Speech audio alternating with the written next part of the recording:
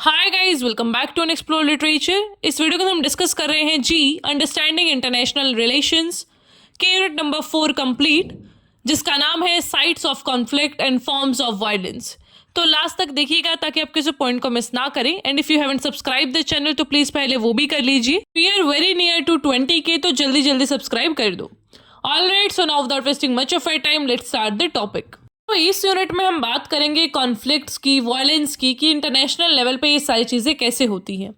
Joanna and Anuradha इन्होंने explore करा diverse manifestation of violence को, कि किस तरीके से स्टेट सैंक्शन किलिंग्स होती हैं, मिलिटराइजेशन होता है, जिसकी वजह से डिसप्रपोर्शनेट इम्पैक्ट पड़ता है वेमेन और जेंडर माइनॉरिटीज़ पे। दे ऑल्सो डिस्कस कि किस तरीके से जो वायलेंस है वो हमारी कल्चरल प्रैक्टिसेस और सोसाइटल नॉर्म्स के अंदर एम्बेडेड है, कि हम किस तरीके से दूसरे इंसान को देखते हैं। कई बार क्या होता है कि आपको बचपन से कुछ चीज़ें इस तरीके से दिखा दी जाती है कि ये चीज़ अब नॉर्मल है। इसमें फिर आप किसी की सेक्सुअलिटी, रिलीजन, कास्ट, किसी भी तरीके से आप फिर बात कर सकते हैं। जो कन्वेंशनल थियरीज हैं कॉन्फ्लिक्ट की at individual, state and global levels are outline by Tickner, जो कि फोकस करते हैं ह्यूमन नेचर पे, रिजीम टाइप पे और एनार्किक इंटरनेशनल सिस्टम पे, कि ह्यूमन का नेचर कैसा है, वो किस तरीके के रिजीम में रह रहा है, मतलब वहाँ पे एक राजा रूल करता है, डेमोक्रेसी है या फिर क्या चीज़ है।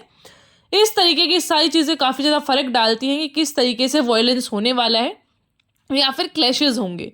ये जो थियरीज हैं वो एक्सप्लेनेशन देती हैं कॉजेज़ का, कि कॉन्फ्लिक्ट क्यों होती है, वायलेंस क्यों होता है। जो हाईलाइटिंग फैक्टर्स हैं वो है फियर, जब आपको डर लगता है तो आप सोचते हैं कि इससे पहले कोई और मेरे को मारे मैं उसको मार दूं। देन इज पॉवर्टी, गरीबी के चक्कर में इंसान ये करता है। डिस्क्रिमिनेशन, जब आपके साथ कोई भेदभाव करता है तो आपको एक मन में हेट्रेड आता है उस इंसान के लिए। फिर आता है ग्लोबल कैपिटलिस्ट एक्सप्लॉयटेशन, कि जो अब कैपिटलिज्म चल रहा है उसमें यही है कि भाई हमें मुनाफा कमाना है, उसके चक्कर में किसी की जान जाए, किसी का कुछ भी लॉस हो रहा है, we don't care. In global south जो इंटरस्टेट कॉन्फ्लिक्ट्स हैं वो काफ़ी क्लोजली एग्जामाइन करी टिकनर ने, और इन्होंने आइडेंटिफाई किए कुछ फैक्टर्स, कि स्टेट वीकनेस, जो मतलब आपका स्टेट है, जो आपकी गवर्नमेंट है वो वीक है। इकोनॉमिक ग्रीड, की पैसा नहीं है देश में। रिसोर्सेज का कर्ज। आइडेंटिटी बेस्ड जो ग्रीवेंस हैं वो काफ़ी जो वायलेंस है उसको ड्राइव करते हैं। जो पोस्ट कॉलोनियल चैलेंजेस हैं, लैंड ऑनरशिप, ये भी सारी काफ़ी जो कॉन्फ्लिक्ट्स हैं इनकी वजह से भी आती हैं। So this are the major reasons in global south. फिर जो post colonial and feminist perspective है वो अर्ज करते हैं self reflexivity, cautioning against oversimplified narratives of conflicts in global south. They highlight the deep impact of colonial legacies, gendered violence, intersecting inequalities on contemporary conflict dynamics. वो बोलते हैं कि इतना easy नहीं है जो ये चीज़ें आप बता रहे हैं, वो चीज़ें ही मेन कोज नहीं है, बल्कि जो आपकी कॉलोनियल लेगेसीज रही हैं, यहाँ पे जो ब्रिटिशर्स ने राज किए हैं, डिफरेंट डिफरेंट कंट्रीज़ ने जो यहाँ पे आके रूल किया है, उसकी वजह से, जेंडर वायलेंस की वजह से और काफ़ी ज़्यादा इनइक्वालिटी की वजह से भी ये सारे जो कॉन्फ्लिक्ट्स और क्लैशेस होते हैं वो यहाँ पे हो रहे हैं। Then Tickner's introduction set the stage for exploring complex conflict dynamics by questioning how war and armed conflicts are defined. तो यहाँ पे जो टिकनर है वो वॉर और आर्म्ड कॉन्फ्लिक्ट को डिफाइन करते हैं। She emphasise the importance of understanding this definitions, कि सबसे पहले आपको प्रॉब्लम को समझना पड़ेगा। जब भी आप किसी सुप्रीम कोर्ट का जजमेंट देखेंगे तो वहाँ पे वो क्या करते हैं, सबसे पहले उस टर्म को डिफाइन करते हैं। फॉर एग्जांपल, कोई मैरिटल रेप को लेके जजमेंट आ रहा है तो सबसे पहले दे विल डिफाइन कि ये प्रॉब्लम क्या है, मैरिटल रेप होता क्या है। तो इसी तरीके से आपको सबसे पहले बताना पड़ेगा what is war, what is violence, what is armed conflict. तो ये सारी चीज़ें वो डिफाइन करते हैं। एरेलिना B. Tickner discussed the shift in international relation from studying interstate conflict during the Cold War to focusing on intrastate conflicts in global South post Cold War। कि पहले क्या था कि हम कोल्ड वॉर के दौरान एक इंटरस्टेट कॉन्फ्लिक्ट्स की बात करते थे, कि एक देश दूसरे से लड़ रहा है। लेकिन अब जब कोल्ड वॉर ख़त्म हो गया है उसके बाद we have started focusing on global south का जो पोस्ट कोल्ड वॉर का एरा है, उसमें जहाँ पे हम इंट्रास्टेट की बात करते हैं कि एक स्टेट के अंदर क्या प्रॉब्लम चल रही है। ये जो शिफ्ट है वो रिफ्लेक्ट करता है increasing prevalence of internal Wars की, कि जो इंटरनल वॉर्स हैं वो ज़्यादा बढ़ गए हैं रीजन्स में, जैसे कि अफ्रीका, एशिया, लेटिन अमेरिका। तो ये सारे रीजन्स में एक देश के अंदर जो कॉन्फ्लिक्ट्स हैं वो बढ़ते जा रहे हैं। न्यू वॉर्स का कॉन्सेप्ट है जो आया है। इसको डिफाइन करते हुए टिकनर बताती है कि एक जो क्लासिकल डेफिनेशन है वॉर का, उसको हम कैसे देखते हैं कि भाई पॉलिटिकली मोटिवेटेड है होगा, एक ऑर्गेनाइज्ड फॉर्म में होगा, किसी स्टेट या फिर ग्रुप के द्वारा वो किया गया होगा जैसा मिलिट्री फोर्स के साथ। लेकिन जो क्वांटिटेटिव डेफिनेशन है वॉर की, दैट इज कि आप बैटल डेथ्स को यहाँ पे फोकस करेंगे to categorise conflict as a inter state और इंट्रा स्टेट, कि भाई ये इंटर मतलब एक स्टेट के अंदर हुआ है, एक देश के अंदर हुआ है, या फिर किसी और के साथ उनका कॉन्फ्लिक्ट है। However, these definitions may fail to capture the complexity of modern conflicts. लेकिन जो इस टाइम पे कॉन्फ्लिक्ट चल रही है उनकी कॉम्प्लेक्सिटी को ये चीज़ भी नहीं हम अच्छे से कैप्चर कर पाएंगे थ्रू दिस डेफिनेशंस। तो इसलिए हमें कुछ ऐसा और क्वांटिटेटिव जो डेफिनेशन है उसकी लिमिटेशंस है, और हमें अच्छा डेफिनेशन एक लेके आना पड़ेगा। जो टिकनर है वो हाईलाइट करती है इनकी लिमिटेशंस को, noting that they often overlook known state armed actors and blurred line between war and other forms of violence। कि ये क्या करते हैं कि बस ओवरलुक कर लेते हैं इन सारी चीज़ों को, वो नॉन स्टेट आर्म्ड एक्टर्स को काउंट ही नहीं करते। नॉन स्टेट आर्म्ड एक्टर्स होते हैं जो इंडिविजुअल तरीके से वायलेंस करते हैं, जैसे कि टेररिस्ट होते हैं, उनका किसी स्टेट से कोई लिंक नहीं होता कि भाई हाँ मेरे को फंड कर रहा है ये देश, हाँ उनको फंड करता है इंटरनली उस सारी चीज़ें, लेकिन स्टिल वो इंडिविजुअली बोलते हैं ना कि हाँ भाई मैं करना चाहता हूँ, I want to kill people and I am just doing that, मेरे अपने खुद के सेल्फ मोटिव्स है। तो यहाँ पे ये लोग क्लियरली डिफाइन नहीं करते एक वॉर क्या होता है, क्योंकि वॉर से ही सारी चीज़ें नहीं होती हैं, बहुत सारे तरीके का वायलेंस हो सकता है, राइट्स है, क्रिमिनलिटी है। तो इस तरीके से वो टिकनर है जो वो बताती है। जो मार्टिन शॉ है सोशोलॉजिकल डेफिनेशन देते हैं वॉर का, जहाँ पे वो बताते हैं इंपॉर्टेंट कोर लॉजिक्स और सोशल रिलेशन के बारे में, वे द पर्सन सेज कि डिस्टिंक्शन होना चाहिए कॉम्पिटेंट्स एंड सिविलियंस के बीच, जिससे फिर हम जो वॉर है और उसके बियॉन्ड की चीज़ें उनको समझ सकते हैं। Tickner examines the traditional theories and international relations के, ये जो सारी चीज़ें हैं वो बड़ी वेस्टर्न सेंट्रिक हैं और इन चीज़ों को हमें एलेबोरेट तरीके से समझना पड़ेगा। फिर टिकनर बात करती हैं उन थियरीज़ की जो कि बताती हैं कि भाई जो वॉर है ना वो ह्यूमन नेचर ही है, वो उसकी बायोलॉजिकल ड्राइव है, हमारी जो साइकोलॉजी है वो ही ऐसी है जहाँ पे हमें वॉर करने को मजबूर किया जाता है, मतलब हमारा ह्यूमन नेचर ही ऐसा है। तो वो साइट करती है थिंकर्स को जैसे कि Hobbes, Lorenz, Dawkins and Pinker. तो इनको ये साइट करती हैं बोलते हुए कि इनका ऐसा मानना है। So she discuss the democratic peace theory, जो सजेस्ट करता है कि जो डेमोक्रेसीज हैं वो लेस लाइकली है वॉर में जाने के लिए, लेकिन अभी हम ये देख सकते हैं कि कितनी ज़्यादा जो डेमोक्रेसीज हैं वो ही वॉर में कूदती रहती हैं। जो टिकनर है वो एग्जामाइन करती है रियलिस्ट थियरीज को that view war as a consequence of anarchic international system, कि भाई जो रियलिस्ट थियरीज हैं वो बोलती हैं कि जो वॉर है ना उसकी वजह से इंटरनेशनल सिस्टम में एनार्की है, where state seek power, insecurity in self help environment. वो फिर मार्क्सिस्ट पर्सपेक्टिव की बात करती हैं, लेनिन की थियोरी ऑफ एम्पेरियलिज्म की। तो टू कंक्लूड यहाँ पे बात ये चल रही है कि वॉर क्या है और वो क्यों करता है इंसान। तो ये बताती हैं कि जो ह्यूमन नेचर है क्या वो उसका रीज़न है, डेमोक्रेसी इंपॉर्टेंट है, या किस तरीके से हमें इस वॉर वाली जो चीज़ है उसको हम समझ सकते हैं। जो टिकनर है वो डिस्कस करती हैं वॉल्स्टिन का जो वर्ल्ड सिस्टम थियरी है और कार्डोसोस की जो डिपेंडेंसी थियरी है। वो एक्सप्लेन करते हैं कि जो वॉर है through the core periphery divide the exploitative relationship in global capitalism, कि जो एक्सप्लॉयटेटिव नेचर है कैपिटलिज्म का उसकी वजह से ये सारी चीज़ें हो रही हैं। लेकिन जो मेटेरियलिस्ट थियरीज़ हैं वो कंस्ट्रक्टिविज्म की बात करते हैं कि किस तरीके से जो आइडेंटिटीज़ हैं, हमारे जो नॉर्म्स हैं वो ऐसे शेप हो गए हैं कि हम एक दूसरे के साथ साथ में नहीं रह सकते और कॉन्फ्लिक्ट फिर पैदा होती है। सो यहाँ पे आपको इनके नाम अगर याद हो रहे हैं तो दैट्स गुड, वरना आप कुछ लोगों के नाम याद कर सकते हैं। फॉर एग्जाम्पल इस चैप्टर में आप टिकनर जो हमारी स्कॉलर हैं उनका नाम याद रख सकते हैं, कुछ औरों का नाम याद हो रहा है तो that's good, otherwise leave them. सिर्फ आपको जो पॉइंट है मेन उनको आप याद रखिए and prepare the answer for that, because आपका एक थ्योरेटिकल वो चीज़ रहने वाला है, कोई बोल के तो सुनाना नहीं है। तो you just prepare that 20 marks या 15 मार्क का जो भी क्वेश्चन होगा आपका उसको आप प्रिपेयर कर लीजिए। फिर टिकनर बात करती हैं कि जो इंट्रा स्टेट कॉन्फ्लिक्ट्स होती हैं उनका ये रीज़न होता है कि भाई जो स्टेट है वो वीक है और उस स्टेट के अंदर काफ़ी सारे जो चैलेंजेस बिल्ड हो रहे हैं लेकिन स्टेट उसको डील कर नहीं पा रहा। She discuss the role of natural resources in fulfilling intra state conflicts, कि जो नेचुरल रिसोर्सेज है उनकी वजह से भी ये सारी चीज़ें हो सकती हैं। कुछ जो रीजन्स हैं उनके पास बहुत सारा वेल्थ हो सकता है, कुछ के पास नहीं होगा, फिर वो अपनी डोमिनेंस असर्ट करने की कोशिश करेंगे। टिकनर एनालाइज करती है कि कैसे एथनिक, रिलीजियस और हॉरिजॉन्टल इनइक्वालिटीज़ की वजह से भी ये सारी चीज़ें हो सकती हैं। इसमें इमोशनल और इंस्टीट्यूशनल फैक्टर्स भी आ सकते हैं जो कि इंटरस्टेट वॉर्स को ड्राइव करेंगे। फिर जो पोस्ट कॉलोनियल थियरिस्ट हैं वो बोलते हैं कि जो वेस्टर्न सेंट्रिक पर्सपेक्टिव है ना ये ग्लोबल साउथ का, कि भाई ये लोग तो इन्फीरियर हैं, हम लोग सुपीरियर हैं, इसकी वजह से भी बहुत ज़्यादा स्टीरियोटाइप्स बने हैं, इस वजह से भी प्रॉब्लम्स आती हैं। जो स्कॉलर्स हैं वो क्रिटिक करते हैं मेन स्ट्रीम आईआर की थियरीज़ को कि भैया सारा तो इन्होंने वेस्टर्न सेंट्रिक बना रखा है, हमें पिछड़ा हुआ बता रखा है, खुद ये सुपरस्टार बनते हैं कि हाँ we are the people, we are the heroes. तो ये जो चीज़ें हैं इसकी वजह से भी डायक्टमी आती है, वेस्टर्न डोमिनेशन आता है, विच इज़ वेरी बैड। फिर जो एकिल मेबेम है वो क्रिटिसाइज करती हैं वेस्टर्न डिस्कोर्सेस को जो लेबल करते हैं नॉन वेस्टर्न स्टेट्स को एज फेल्ड या फिर वीक स्टेट्स, कि भाई और तो सारे स्टेट्स हैं वो फेल्ड है, वीक है, यहाँ तो डेमोक्रेसी नहीं है, अब अमेरिका वाले हैं हर तीसरे देश में पहुँचे रहते हैं कि यहाँ तो तुमने डेमोक्रेसी का हनन कर दिया। इन्होंने खुद ऐसा न्यूक्लियर बॉम्ब्स फेंके थे जापान के ऊपर, ठीक है, खुद का इनका कुछ वो नहीं है, कोई एक थियरीज इनकी, एथिक्स, मोरल्स कुछ नहीं है इनका। ये दूसरों पे क्वेश्चन करने आ जाते हैं कि कश्मीर में तो तुम ह्यूमन राइट वायलेशन कर रहे हो, यहाँ ने तो तुमने ये कर दिया। So this kind of things are very much obvious in this western people कि ये दूसरों को बड़ा क्वेश्चन करते हैं कि तुमने ये करा and how good we are. ये जो फ्रेंच फैनन है वो एक्सप्लोर करते हैं साइकोलॉजिकल और कल्चरल इम्पैक्ट ऑफ कॉलोनियलिज्म को, कि किस तरीके से जो कॉलोनियल वायलेंस है उसकी वजह से इतने डीप स्कार्स रह गए हैं।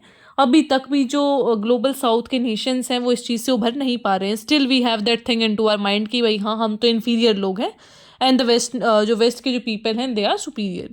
जो पोस्ट कॉलोनियल थियरिस्ट हैं वो डिस्कस करते हैं इन एंग्जाइटीज़ को जो कि कॉलोनियल लेगेसीज़ की वजह से आ रही है। Then Homi Bhabha also discussed about it कि जो इंडिया के रेफरेंस में वो बात करते हैं कि जिन देशों में ब्रिटिशर्स ने ऐसा रूल किया वो खुद को ऐसा समझते हैं कि अगर हम उनको मिमिक करेंगे, ब्रिटिशर्स की तरह अगर हम बिहेव करेंगे तो हम भी ऐसा सिविलाइज लोगों में काउंट होंगे। तो ये एक कॉन्सेप्ट देते हैं बाबू का कि जो ये लोग हैं ना बंगाल के लोगों को वो क्रिटिसाइज़ कर रहे थे बेसिकली उस आर्टिकल पे, फिर ही टेल कि ऐसा ये जो लोग हैं वो मिमिक करने की कोशिश करते हैं, वो हाइब्रिड लोग बनते जा रहे हैं। फिर जो फेमिनिस्ट स्कॉलर्स हैं वो क्रिटिसाइज़ करते हैं पब्लिक वायलेंस को इन द मेन स्ट्रीम की जो औरतें हैं उनके खिलाफ बहुत ज़्यादा वायलेंस बढ़ रहा है प्राइवेट और पब्लिक स्फेयर में।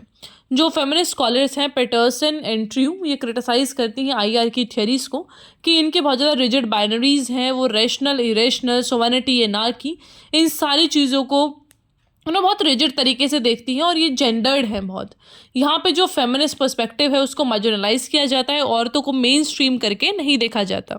फिर हमारी नेक्स्ट स्कॉलर है सिंथिया, वो एग्जामाइन करती हैं relationship between militarism, nationalism and masculinity, कि किस तरीके से जो मिलिटराइज मस्कुलिनिटी है वो नेशनलिज्म के प्रोजेक्ट को ऐसा सेंट्रल रख के देखते हैं and everything is gendered hair.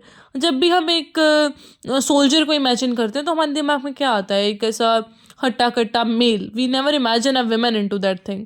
तो हर एक चीज़ में एक जेंडर का पर्सपेक्टिव होता है। जो फेमिनिस्ट थ्योरिस्ट हैं वो बताती हैं कॉलिन एंड बिल्ज कि जो इम्पोर्टेंस है इंटरसेक्शनैलिटी का, शोइंग हाउ रेस, क्लास और जो जेंडर है वो इंटरसेक्ट करते हैं और किस तरीके से इस वजह से भी वायलेंस और मार्जिनलाइजेशन निकल के आता है। बिकॉज इमेजिन अ वुमेन जो एक लोअर क्लास से है, एक उस ऐसी रेस से है, may be a black women जो कि पुअर है, तो आप सोच के देखिए वो कितना ज़्यादा अपने जीवन में मार्जिनलाइजेशन एंड एक ओप्रेस फील करेगी। Dillon urges readers to reconsider what constitute danger, highlighting how the mosquito responsible for deaths in 2015 exemplifies a neglected yet significant global threat। कि हम बहुत सारी चीज़ों को ऐसा देख लेते हैं कि भाई ऐसे होगा तभी हम वायलेंस कंसिडर करेंगे, लेकिन कुछ देशों में तो ऐसा थर्ड वर्ल्ड कंट्रीज़ में तो इतने इतने लोग सिर्फ मॉस्किटो बाइट से ही मर जा रहे हैं। तो आप सोचिए देखिए कितना नेग्लेक्टेड है ये सारी चीज़ें। Then they argue that our understanding of danger is very subjective, कि हम सारी चीज़ों को बहुत ही पॉलिटिकल, सोशल एंगल से देखते हैं, लेकिन मॉस्किटो को थ्रेट तो हमने कभी माना ही नहीं। कि कुछ लोग तो ऐसे हैं जिनके पास हेल्थ केयर का भी सर्विस नहीं है और उनके ऊपर कितना डेंजर है आप उस चीज़ को तो काउंट ही नहीं कर रहे हैं। बिकॉज कितना रिस्क है मॉस्किटो बॉर्न डिसीज़ का वो आप काउंट नहीं करते हैं। आप सिर्फ देखते हैं कि भाई वॉर हो रहा है या नहीं, किसी ने एक दूसरे के ऊपर न्यूक्लियर बॉम्ब फेंका है या नहीं।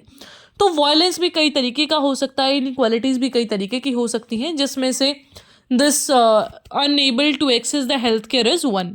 Then the scholar talks about कि जो एनालिसिस है डेंजर का वो आप बहुत ही कंस्ट्रक्टेड है, बहुत ही रिजिड है, आपको बहुत सारे एस्पेक्ट्स में वो चीज़ देखना पड़ेगा, किसके पास कैसी चीज़ अवेलेबल है। अगर आप अमेरिका में प्रॉब्लम्स देखेंगे तो वहाँ की प्रॉब्लम्स अलग है, इंडिया की प्रॉब्लम्स अलग है, अफ्रीका की प्रॉब्लम्स अलग होंगी। तो आपको एक स्टेट सेंट्रिक व्यू रखना पड़ेगा, तभी आप चीज़ों को समझ पाएंगे। And it is very important कि हर एक देश के लोगों को अच्छा गुड्स मिले, कैपिटल मिले, सारी इंफॉर्मेशन क्रॉस हो बॉर्डर के थ्रू। तो ये सारी चीज़ें बहुत इंपॉर्टेंट हो जाती हैं। यहाँ पे गवर्नेंस का भी रोल होता है, जहाँ पे कंट्रोल करना, मॉनिटर करना, पॉपुलेशन को रेगुलेट करना, ये सारी चीज़ें हैं जो तभी रेगुलेट हो पाएंगी when there is a good governance. Then the scholar tells about the contemporary societies, जो कि फोकस करती है प्रोबेबिलिस्टिक कैलकुलेशंस पे, कि भाई किस तरीके से आप प्रोडिक्ट करेंगे फ्यूचर में क्या रिस्क आने वाला है। तो ये सारी चीज़ें तभी हो पाएंगी ना जब आपके पास रिसोर्सेज होंगे। तो तभी जो कुछ देश हैं वो पिछड़े रह जाते हैं, because they don't have that economic power. So you have to think about them also. उनके पर्सपेक्टिव से भी आपको देखना पड़ेगा किस तरीके से जो डेंजर है वो डिफरेंट डिफरेंट नेशंस में है, and how we have to deal with that.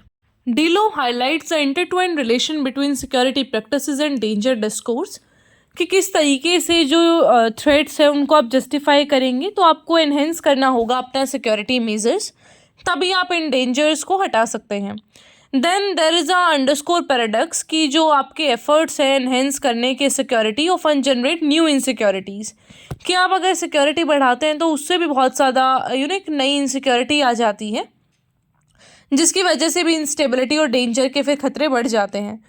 Then the scholar argues that how certain states are labeled as rogue states due to their defiance of international norms, perceived as existential threats through their pursuit of weapons of mass destruction। कि कुछ तो Nations ऐसे हैं जिनको हमने ऐसा label कर रखा है कि भाई जैसे पाकिस्तान है, उसको हम बोलते हैं ना कि ये तो टेररिस्ट स्पॉन्सर करते हैं। तो इस वजह से भी बहुत ज़्यादा डेंजर का एक आभास रहता है हमें हमेशा। We feel that danger from Pakistan, कि भाई ये कभी भी सप्लाई कर देगा यहाँ पे terrorist. And then there is a notion of failed state. Failed state वो होते हैं जहाँ पे इंटरनल केओस होता है, कॉन्फ्लिक्ट होता है, इंस्टीट्यूशन उसके कोलैप्स हो रहे होते हैं, और वो जानबूझ के ऐसा इन्वायरमेंट क्रिएट करके रखते हैं ताकि नॉन स्टेट एक्टर्स हैं जो फ्लरिश कर सकें, और वो ग्लोबल डेंजर है जो उसको ऐसा बढ़ा सकें। Then the next topic is forms of violence. तो यहाँ पे जोहाना बुक एग्जामाइन करते हैं मास किलिंग्स को, कि देखो जो स्टेट लेजिटिमाइज्ड वायलेंस है ना वो ज़्यादा कैजुअलिटीज़ करता है।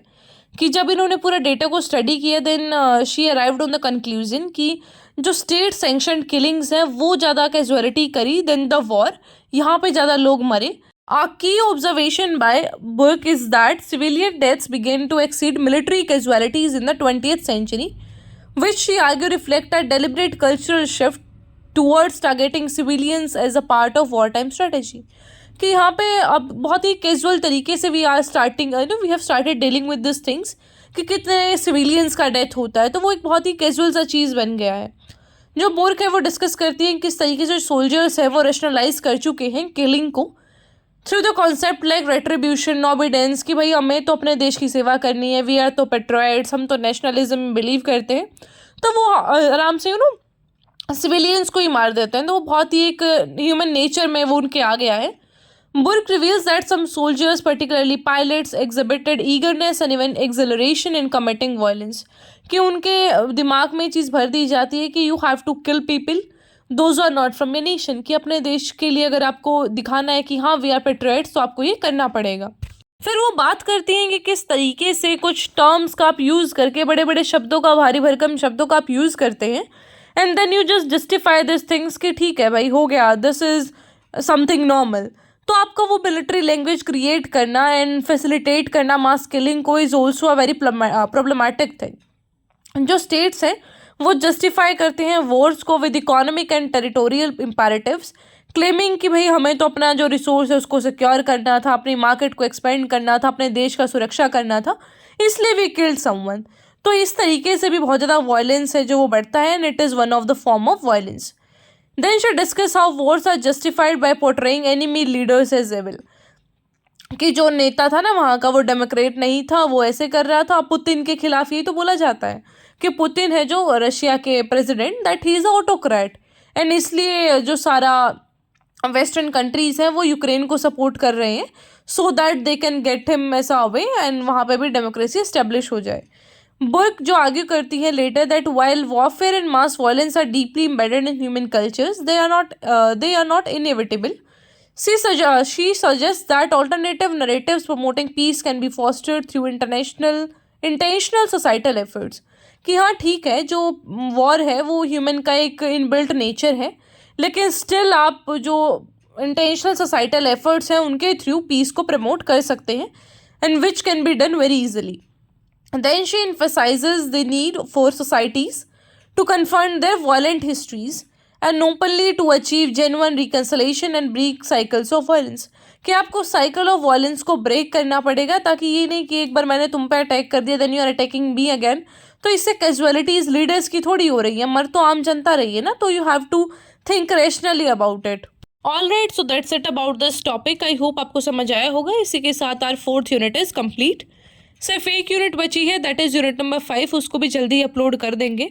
All right, so that's it about the video. I hope I clear your doubts. फिर भी कोई क्वेश्चन करी बचता है तो वो पूछ लीजिएगा. I will meet the next video. Till then take care, stay happy, stay healthy.